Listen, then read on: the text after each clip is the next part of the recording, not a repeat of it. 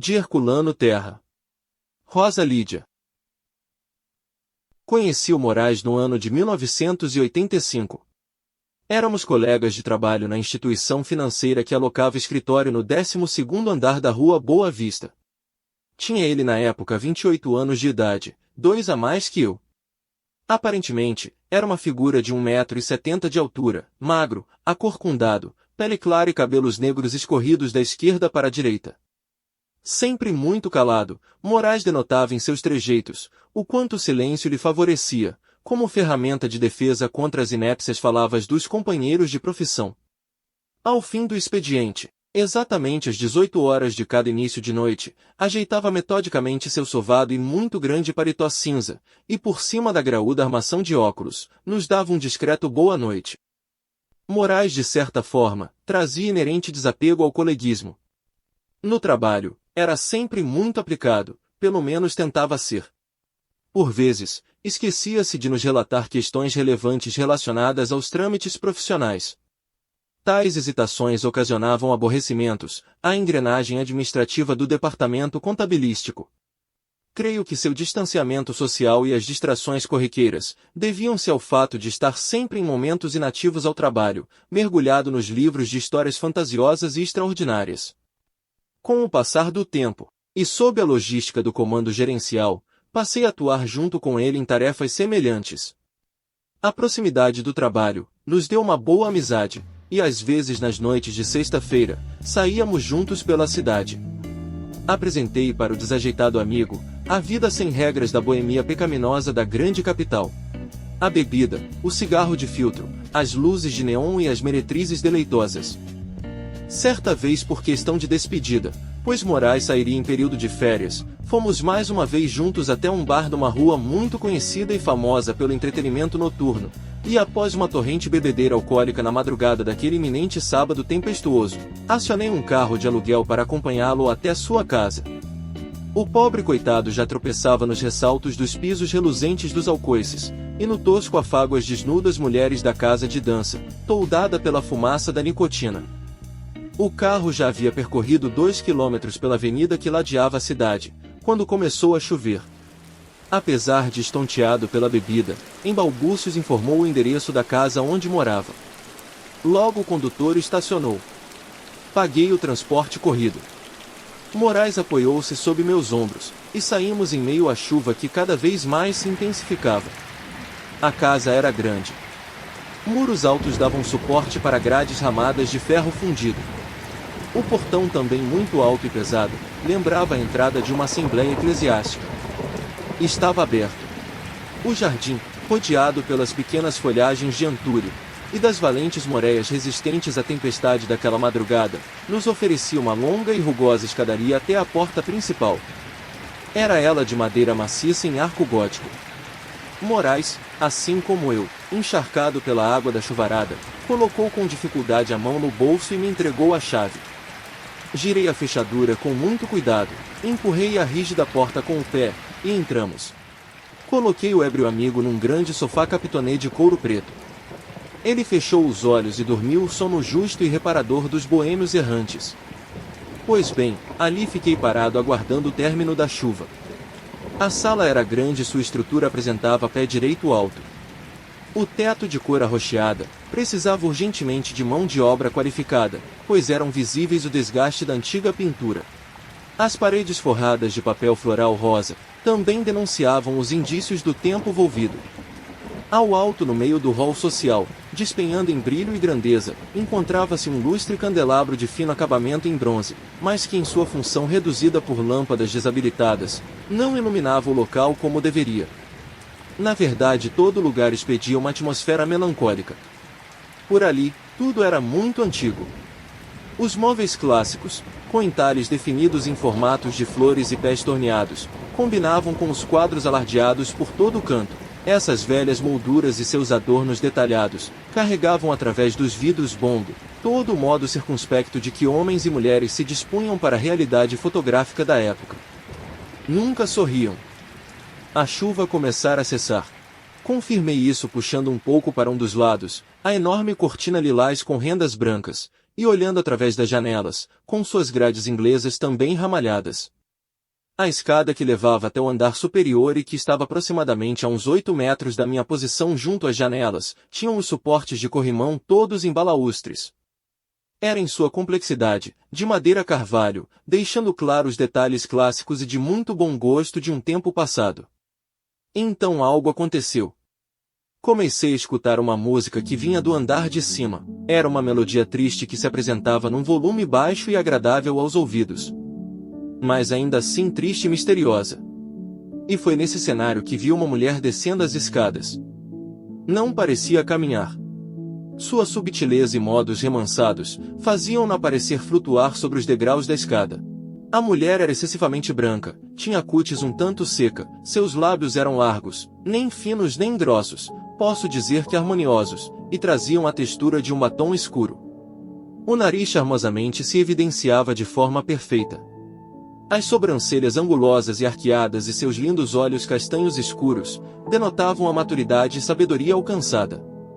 As olheiras do cansaço não alteravam em nada a beleza envolvente muito particular daquela mulher magra, muito alta, cabelos negros, lisos, compridos, que sobrepunham os ombros e suas sinuosidades até a fina cintura. A visão daquelas mãos, das pernas e braços extensos, acaçapados pelo longo e justo vestido de viscose preto, e saltos de um refinado calçado para a noite, trouxeram-me ao espírito a bizarra excitação do mistério e da paixão. Ela aproximou-se de mim e gentilmente apresentou-se com uma voz grave, profunda e incrivelmente acolhedora. Deu-me boa noite, ou talvez já um bom dia. Olhou Moraes no sofá. Um sorriso de canto suave e encantador manou de sua face. Em seguida aflou seu nome. Chamava-se Rosa Lídia, irmã de Moraes. Essas foram as únicas palavras que ouvi de seus lábios. Expliquei-lhe o acontecido da noite, e visivelmente embaraçado fui embora caminhando na madrugada pelas ruas desertas e aquosas, que me distanciavam da casa. Mesmo já acostumado com as alheações de Moraes, iria questioná-lo oportunamente, o porquê de nunca ter falado sobre a irmã. Na segunda-feira, envolvido no trabalho dobrado, fazendo as atividades do ausente companheiro, me pegava nas entrelinhas dos maçantes relatórios econômicos e financeiros, pensando na figura fascinante de Rosa Lídia. E foi assim, até o dia em que Moraes voltaria para o escritório. Nesse dia, de uma manhã fria de nuvens baixas e escuras, cheguei para o trabalho um pouco mais tarde. O frio da estação chuvosa obrigou-me a desfrutar de um tempo maior as alacridades da cama acolhedora. No entanto, pelo passar das horas, pensei encontrar o amigo já envolvido com os afazeres.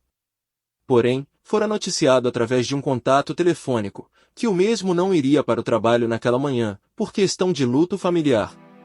Alguns colegas fizeram troça, acreditavam ser ele um homem sozinho, e que tal comunicado era um ato de ludíbrio para estender um pouco mais os júbilos da inatividade trabalhista. Eu só lamentei profundamente. Rosa Lídia havia falecido no fim da noite anterior.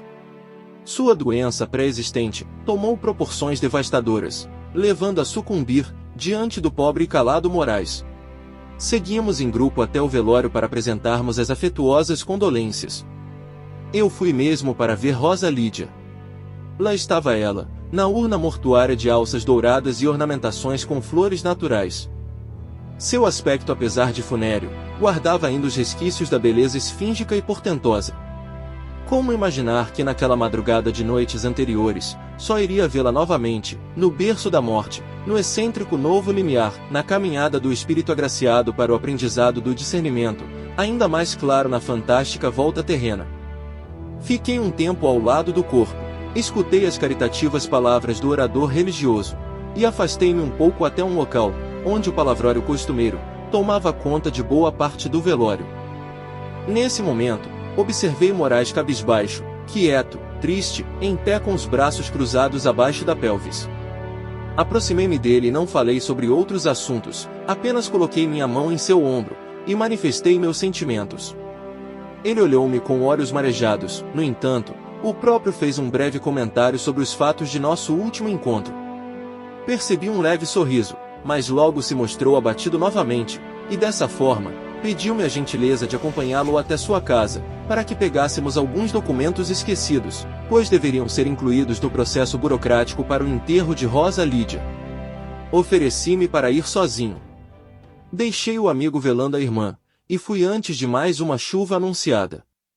Cheguei a tempo na casa, e não precisei usar a chave fornecida, já que o portão e a porta principal de entrada estavam com suas fechaduras destravadas. Moraes havia-me dito que o envelope estaria no andar superior, em cima de uma pequena mesa no corredor que se destinava aos quartos. Logo, já na conhecida e discreta sala, curiosamente percebi a mesma música que escutei na madrugada que conheci Rosa Lídia. Ao pisar no primeiro degrau da escada, uma forte luz atravessou as janelas. Eram os relâmpagos seguidos por estrondos assustadores dos trovões. De novo estava no mesmo lugar, abrigado por uma tempestade. A música espargia ainda mais a tristeza daquela tarde. Subi calmamente a escada de estilo gótico até o corredor. Procurei a fonte da música esquecida em funcionamento por algum objeto elétrico ou eletrônico. Mas o que encontrei primeiro foi o envelope exatamente como informado por Moraes. Estava de fato sobre uma pequena mesa antiga de apoio, decorada com tecido de gorgurão. Peguei o envelope. Dei alguns passos, depois parei por um instante. Olhei o assoalho. Era reto em madeira jatobá. As paredes adesivadas tinham o mesmo aspecto melancólico da sala de entrada, devido à semelhança dos adornos obsoletos. A iluminação era assegurada por um velho candelabro de parede confeccionado no bronze. Também visualizei duas portas grandes e frisadas à direita do corredor. Uma das portas estava aberta, e pude perceber que era o quarto de Rosa Lídia, pelas características da cortina em cetim amassado preto, e seus aparatos com simbologias sensíveis ao universo feminino. Algo me prendia por ali. Uma vontade incomensurável de entrar no quarto, misteriosamente tomara conta de mim. Foi o que fiz. Ao entrar, encontrei a fonte da música. Vinha de uma pequena vitrola sonata modelo Seresta, colocada em cima do criado mudo. Ao lado de uma grande cama, encontrava-se uma penteadeira provençal rústica, e como as gavetas estavam abertas, vi alguns invólucros contendo as cápsulas medicamentais usados no combate à devida enfermidade de Lídia. Então tive um desejo indecente opositor aos bons costumes. Passei a revolver os frascos de perfumes, as correspondências publicitárias, e outras coisas também sem importância que se encontravam em cima do móvel. Fazia isso apenas para sentir um pouco mais o exacerbado fascínio desenvolvido pelos encantos daquela mulher. O espelho da penteadeira destacava-se pelo tamanho desproporcional ao resto do suporte. Era ele grande e com película em bronze. Ali fiquei um tempo imaginando quanto ela se via refletida através do vidro polido. Quantas manhãs aformoseou seus lindos cabelos negros e sua pele alva. Aquele espelho parecia ter a imagem de Rosa Lídia aglutinada à sua concretude. E assim meus pensamentos flanavam pela poesia misteriosa dos fatos.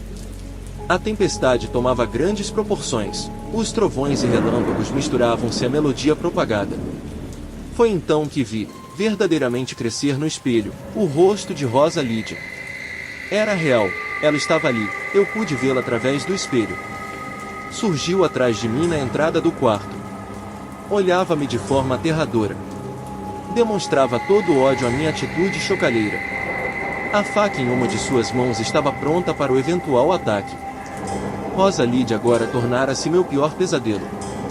Como assimilar a presença da mulher, que voltara do mundo dos mortos e estava prestes a ceifar minha vida? Totalmente espavorido pelo cenário sobrenatural, corri para fora do cômodo. Ela não desferiu nenhum golpe, e a última coisa que vi foram lágrimas saindo de seus olhos. Em seguida desfaleci pelo choque perturbador da incapacidade de assimilar em minha mente de compreensão comum a possibilidade de tal fato. Acredito ter ficado um bom tempo desacordado, pois quando voltar à minha consciência já no sofá de Capitoné, vi Moraes que provavelmente viera até a casa preocupado por minha demora. Perguntou-me se estava bem e também me pedira desculpas por não ter avisado sobre a presença na casa da mulher, que achou ser eu, um ladrão. Na verdade a mulher estava se preparando para ir no velório de sua irmã gêmea univitelina, que se chamava Rosa Lídia. Herculano Terra. Abril de 1987.